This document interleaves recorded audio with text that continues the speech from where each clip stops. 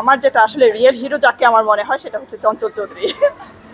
হ্যাঁ, এটা অবশ্যই দুঃখজনক। সে সিনিয়র একজন বিজনেস উইমেন হিসাবে এটা কখনোই করতে পারে না, সেটা বলা যাবে না আসলে। সেটা বলতে চাই না। বাংলাদেশের কোন নায়ককে আপনার সবচেয়ে বেশি ভালো লাগে? আসলে আমি নায়ক বলতে আমার হচ্ছে আমার যেটা আসলে রিয়েল হিরো যাকে আমার মনে হয় সেটা হচ্ছে চঞ্চল চৌধুরী। ওনাকে আমি রিয়েল আসলে বাংলাদেশের সুপারস্টার বা মেগা স্টার কিং খান, এই শাকিব খানকে আপনার ব্যক্তিগতভাবে কেমন লাগে? সেটা বলা যাবে না আসলে। সেটা বলতে চাই না। উনি অবশ্যই ভালো হিরো। উনি ভালো হিরো যদি না হতেন তাহলে তো পরে হচ্ছে অবশ্যই বাংলা সিনেমা আমরা ওনাকে হচ্ছে কিং খান বলে চিনতাম না। অবশ্যই উনি ভালো, বাট আমি যদি আমার পছন্দের জায়গা থেকে বলি তখন হচ্ছে চঞ্চল চৌধুরী ভাইকে আমি বলবো। ট্রেন্ডিংয়ের যে বিষয়টা থাকে সেটা আপনি খুব নজর দেন, যেহেতু শাকিব খানের বিষয়টা এখন বাংলা চলচ্চিত্রকে একাই কাঁধে নিয়ে বয়ে বেড়াচ্ছে দীর্ঘ 24 বছর 25 বছরের মতো। তো এই যে ওনার দীর্ঘ পথ চলা, এই পথ চলার কোন দিকটা ওনার বেশি ভালো লাগে আপনার কাছে? ওনাকে নিয়ে আমার খুব বেশি একটা স্টাডি করা হয়নি। ছোটবেলা থেকে হয় না মানুষের পছন্দ। যখন হুমায়ুন ফরিদি স্যার ছিলেন তখন ওনাকে আমি খুব ফলো করতাম। ওনাকে আমার হচ্ছে লিজেন্ড মনে হতো খুব।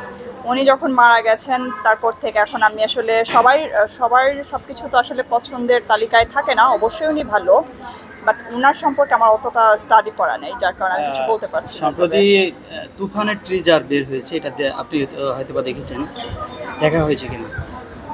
না, ওইভাবে আসলে আমার আসলে কাজের প্রতি এত বেশি ফোকাস করতে হয় এই মুহূর্তে যে আসলে বাংলা সিনেমা দেখি, বাট সব কিছুই সবসময় মানে ব্যালেন্স করতে পারি না আর কি, করা হয় না ওইভাবে। আমার বিজনেসের প্রতি একটু বেশি সিরিয়াস, যেহেতু নিউ একটা বিজনেস ওপেন করলে যেটা হয় একটু টাইম বেশি দিতে হয়।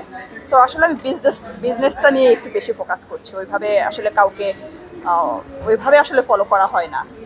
আপু, যেহেতু আপনি বিজনেস করছেন, আসলে বিজনেসের কথা বলতে গেলে আপনার মডেল বা এদের কথাই চলে আসে। প্রায় মডেলরা এখন বিজনেসের সাথে জড়িত হয়ে পড়ছে। সম্প্রতি আপনি একটা বিষয় দেখেছেন, তন্নির বিষয়। এই তন্নির যে পাকিস্তানি যে ড্রেস বিক্রি করছে, এই বিষয়টা সম্পর্কে আপনি কি মনে করেন, যেহেতু আপনি একজন ব্যবসায়ী?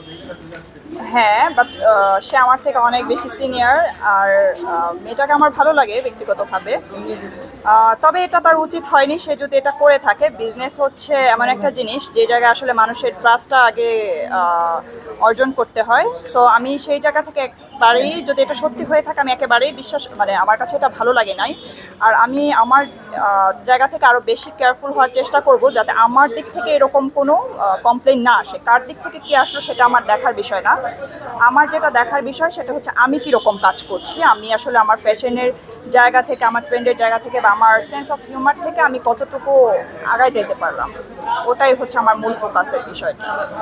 হ্যাঁ, এটা অবশ্যই দুঃখজনক। সে সিনিয়র একজন বিজনেস উইমেন হিসাবে এটা কখনোই করতে পারে না, বাট সে হচ্ছে অনেক মানুষের কর্মসংস্থানের ব্যবস্থা করেছে। সেই দিক থেকে তাকে অবশ্যই অ্যাপ্রিসিয়েট করতেই হয়।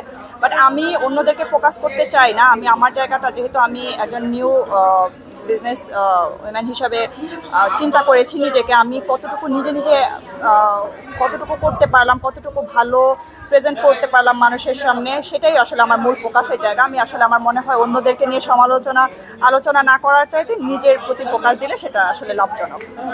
সংবাদ, ফিচার ও অনুষ্ঠানের জন্য ভিজিট করুন সংবাদ প্রকাশের ওয়েবসাইট এবং যুক্ত থাকুন ফেসবুক পেজ ও ইউটিউব চ্যানেলের সঙ্গে।